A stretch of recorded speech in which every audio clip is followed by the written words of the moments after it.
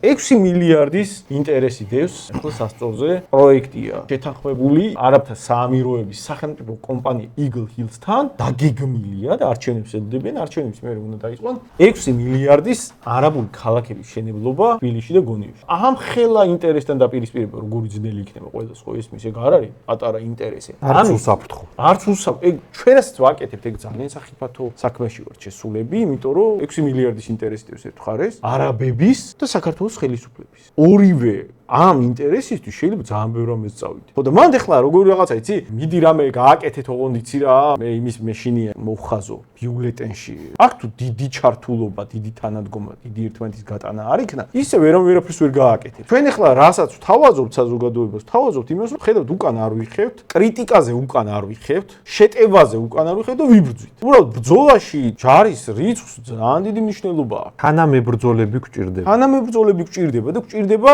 ბერკეტები იმისთვის, რომ გქონდეს ინფორმაციის მიღების საშუალება, ტრიბუნა არსებობდეს იმისთვის, რომ ჩვენმა წარმომადგენლებმა დააყენონ საკითხი, მოთხოვნები დააყენონ შესაბამის ორგანოებში. ეხლა გვაქვს შანსი დრამატულად შევცვალოთ ძალთა ბალანსი პოლიტიკური დღის წესრიგი ქვეყანაში. კონსერვატორების საქართველოსთვის